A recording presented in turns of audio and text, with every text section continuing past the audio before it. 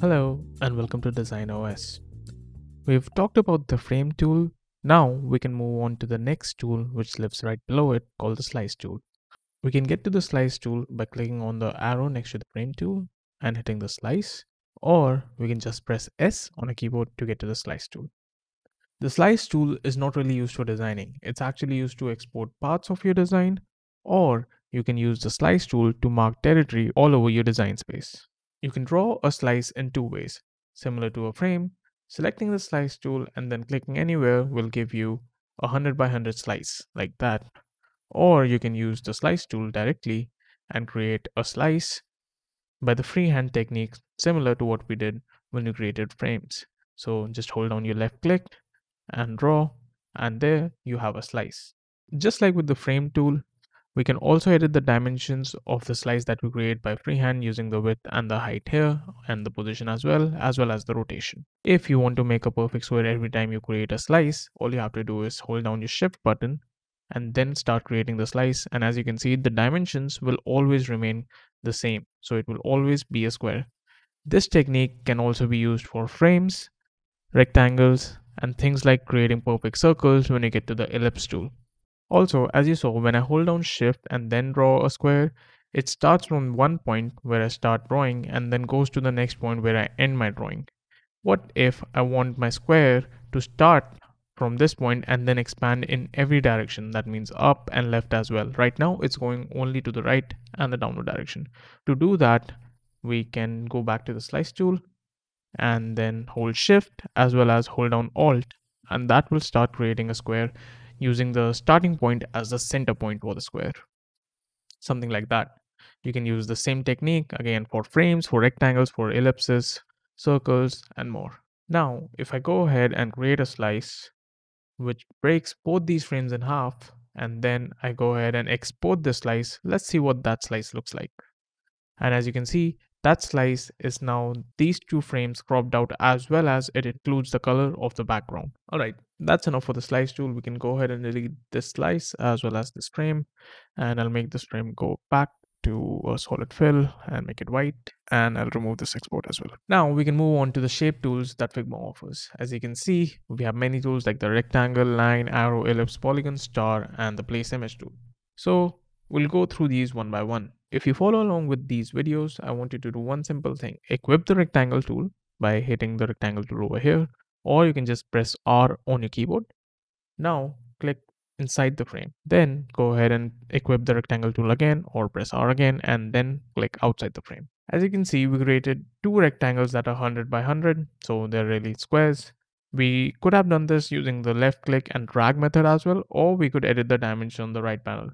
But let's try to notice one thing. Rectangle 1 on the left side in the layers panel is inside the frame or nested inside the frame. Rectangle 2, however, is not nested inside the frame 1. This is how layers work in Figma. Whatever you place inside the frame will be part of that frame. So a rectangle is now part of our frame. If you move our frame 1, it also moves the rectangle 1. But as you can see, when I move frame 1, it does not move rectangle 2.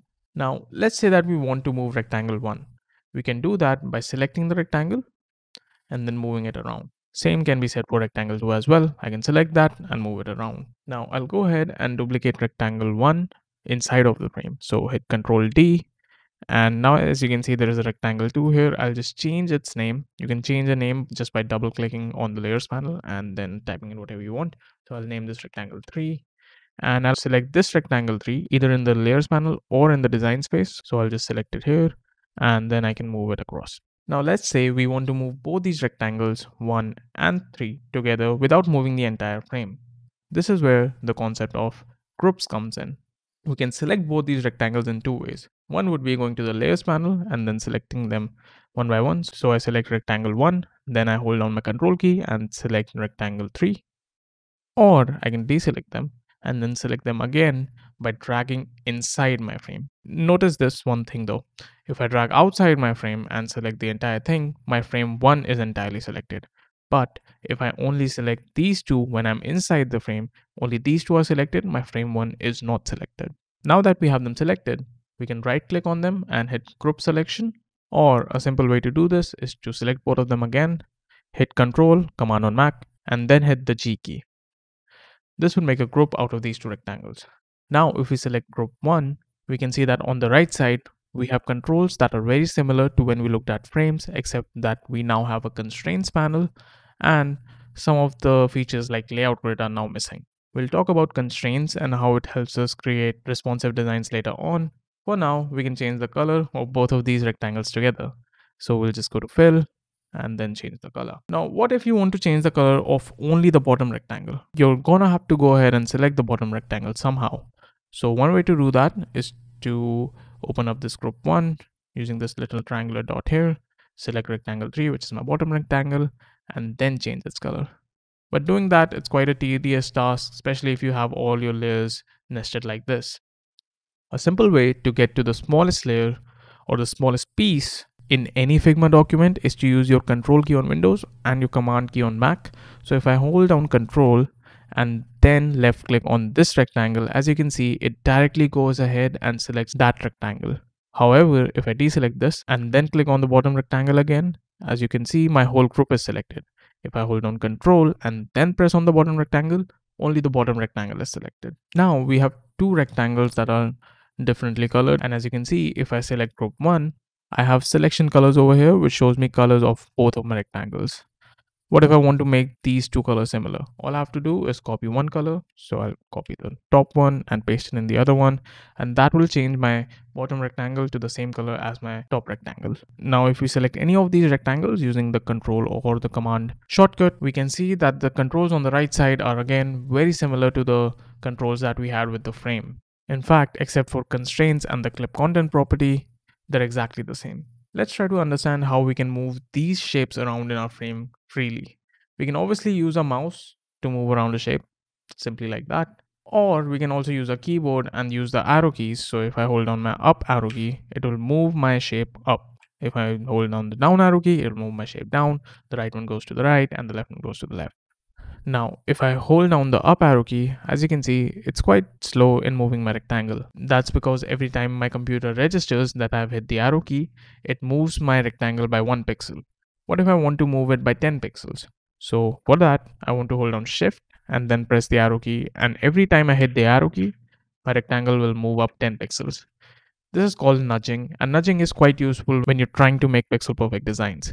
To change the nudge amount, all you have to do is go into the top left menu, which is this hamburger menu, search for nudge, and here you can see there's a nudge amount. I can change this nudge amount for small nudge, which is just me holding down the arrow key, and the big nudge, which is me holding down the shift key and then pressing the arrow key. You can change these amounts to whatever you like. Mostly these amounts are set in multiples of 2, so 2 for the smaller one, and mostly big nudge is for 8 because most UI design grids are created around the multiples of 2. So spacing is between 2, 4, 8, 16, 24, and like that. If you did not understand what I just said, we'll get to understand more about design grids and how to make responsive designs and component libraries and all of that stuff when we get there. For now, I'll go ahead and change them back to 1 and 10. Alright, now that you understand how layers, groups, and nudging works, let's quickly run through the rest of the shape tools. After the rectangle tool, we have the line tool, which is basically, as the name suggests, it creates a line. So if I click inside the frame, you'll see that nothing happens. That's because the line tool does not automatically create anything. You have to use the freehand technique of holding down left click and then drawing the line. So that is how you draw a line. And as you can see, all of these options should be very familiar to you. Mostly for the line tool, you don't want to add a fill. All you want to do is add a stroke. So I can make the stroke a bit thicker. And also we can go ahead and discuss the advanced stroke properties, especially the cap property. So as we discussed, round makes the cap of your line more rounded. Square makes it a square. Line arrow turns your line into an arrow. And triangle arrow makes your line turn into a triangular arrow. And this change happens on both sides. So both sides of your line will be turned into an arrow. In case of triangular arrow, it will be a triangle. In case of line, it will be a line arrow. That's all for the line tool. We can now go ahead and check out the arrow tool. Pro tip, if you want to create a line that's perfectly straight or perfectly horizontal, all you have to do is hold down Shift and then start to create the line, and it will always be horizontal. If I go ahead and bring my mouse down a little bit, as you can see, it will turn at an angle of 45 degrees. Turn my mouse a little bit more, it will go ahead and minus 90, minus 135, 180, 135, 90, 45, and then back to 0. So I'll go ahead and create an arrow over there, and then I can change the width to 10. Let's try to experiment with the cap properties of this one. So I'll go ahead and change this to round, and as you can see, this turns my line arrow into just a simple line. And there's no easy way to go back to a single-sided arrow. If you go ahead and choose the line arrow property, as you can see, it turns it into a two-sided arrow. So all you have to do is press Ctrl Z, and that is the only way that you can get back to a simple arrow. Now that we have discussed the line arrow tool and the line tool, let's go ahead and create a new frame. I'll go ahead and add a simple line. And this is as good as a time to discuss what these alignment tools do. So let's say that my line is over here. It's not center aligned in any meaningful way, but what if I want it to be center aligned? So if I go ahead and press on this align horizontal centers toggle, it will align my line to the center of my frame horizontally. And as you can see, it does that. Now, what if I want my line to be aligned centrally on the vertical axis as well? Well, I have a toggle for that too, which is this one. Now my line is in the center both horizontally and vertically. And as you can guess, the others are just left and right aligned, top and bottom aligned. So if I want my line to be left aligned, I can use that. Center aligned is that, right aligned is that, top aligned is that one, center aligned is this one, and bottom aligned is this one. So I'll go back to the center alignment. And now we can talk about how to edit lines. We may want a line that goes horizontally straight and then vertically straight. We can do that by creating two lines. So if I go ahead and hit Ctrl D, and as you can see, my frame 2 now has two lines. So I'll select line 3 and I'll change the rotation of line 3 to 90 degrees. And I can go ahead and place it on the end of this line. And then I can group them, make them centrally aligned. That is one way to create a line that goes first horizontal and then vertical. But we have a better way of doing this without creating too many lines and too many groups. All you have to do is, first of all, we'll press Ctrl Z and go back to a single line. Now that we have a single line, all I have to do is double click while my mouse is somewhere near the line. So I'll double click there. And as you can see, it brings us into the vector editing mode that Figma has. Figma has one of the richest vector editing modes that I have seen in UI design software. Other software just don't do it like Figma does. So I will go ahead and make a cut in this line using the handle that Figma provides. So just pick this handle and make it go up. If you want this to be straight, you just have to hold down shift and I can move it over there. Now I have a line that's bent, but as I set out to do, I have to make this first horizontal and then vertical. So I'll go ahead and double click on it again. I'll move this one down here. I'll move this one up there. And because I want this to be straight, let's just hold down shift. And I can select this one now, hold down shift, make it straight, make this one straight too. And now if I want my line to be bigger, I can just hold down shift and alt and scale it up and then center align it again. And that is how you create a bent line using only a single line path. I would like to go over how powerful a line tool or any path in Figma really is.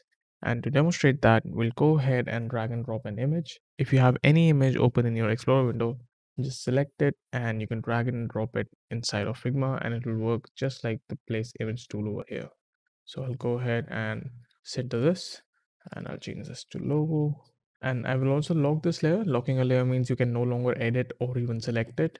To unlock it, you just have to go ahead and click on this lock button again. But for now, I'll just go ahead and lock it. And as you can see, I can no longer select it, not even by control clicking on it. So now that the layer is locked, I'll go ahead and select my pen tool. And the first thing I would want to do is trace all the solid points that I have on my logo. So these are all the edge points. So like this, I'll go ahead and hold on shift, trace this point. Then I'll go ahead and trace this point, this one, and just do this. And use the guides that Figma provides. So the alignment tools that Figma has. It will auto lock your mouse over specific points like this. And just hold on shift in case you need to draw a straight line. Next point, next point, next point, and then just finish the path. And then you can click on done. Now what we have to do is edit this path to make it look like it has curves. So first thing I'll do is double click on it and I'll go ahead and control click on any one of these points. So like this one, and that gives us these two handles and makes our line curved. So if I want to edit only one of these handles, I'm going to have to hold down Alt, and that changes my cursor, and now I can edit only one of these points, so on the left side. If I was not to hold down Alt, as you can see, I'll hit Control on this point again, and now if I edit this one, it takes the whole handle, so it also takes the left side as well as the right one. I don't want to do that. I only want to edit the right side on this one, so I'll hold on Alt and edit the right side, and do this for this one as well, and for this one, zoom in, edit this one, and this one, and maybe a little bit on this one, and hit done. Now I'll unlock my logo layer and delete it, and I'll go ahead and remove the stroke and add a black fill. And that is how you can recreate a Batman logo. You can go ahead and try this with other logos and try to recreate them, especially the ones with curves. You can get a very good feel of how you can use lines and edit paths in Figma using the pen tool or the line tool. Now we can move on to the next tool, which is called the ellipse tool. So I'll go ahead and delete this line and I will add an ellipse. So an ellipse tool is used for making circles and ellipses. You can get to the ellipse tool by pressing the drop down next to the rectangle tool and selecting the ellipse tool, or you can get to it simply by pressing O. And now if we click anywhere inside our frame, it will create a perfect circle of 100 by 100 pixels. But if I go ahead and press O again, and I can draw an ellipse using the freehand technique, and that will give me an ellipse. Let's delete that and make this central, and I will increase the size. As you can see on the right, most of these options are similar to what we get with the rectangle tool or the frame tool. But with the ellipse tool, we also get this extra handle, which says arc when you hover over it. So I'll go ahead and click on the arc and drag it downwards. As you can see, this gives us a Pac-Man-like shape. And now, as you can see, we get a few more options on the right side here as well. So the first option is the start. So where do you want to start? Because I started that arc from there, I can just increase the angle and my start angle will change. I can also tell Figma how much of the area of the circle I wanted to sweep. So let's say I wanted to sweep only 30%. It will only give me 30% of a circle. I'll go back to 90. And the last percentage is the ratio percentage. So how much of the area I want the circle to sweep centrally. So I'll just go ahead and demonstrate how to do this. So I'll increase this to something like 30%. And as you can see, that changes the amount of area that the circle sweeps from the center. And that is all about the ellipse tool. Next, we have the polygon tool. So I'll go ahead and delete this ellipse and change to the polygon tool. There's no shortcut for the polygon tool because honestly, you won't use it as much. I will go ahead and hold down Shift and Alt and create triangle. And to change the number of sides that a polygon has, all I have to do is edit this number here. So I can go ahead and make it 4, which turns my triangle into a rhombus, increase it by 1, and that changes into a pentagon, then a hexagon, septagon, octagon. I think this is called a nonagon, and then this is called a decagon. And you can go ahead and keep on increasing this according to whatever you need. It will eventually turn into a circle. I'll just go back down to 3. And all the other options here should again be familiar to you. These are all the same options that we had for rectangle. Finally, we have the place image option, which also has a shortcut, Ctrl+Shift+K if you want to remember that. Clicking on the place image option will open the Explorer window again, similar to how the Explorer window opened when we selected choose image when we were filling in the background of our frame. So if I go ahead and select an image again, we'll see what the difference is.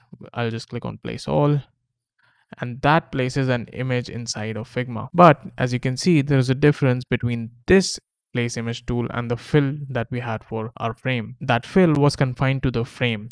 It resized the image to fit the frame best, and then we also did not have a separate layer for our image.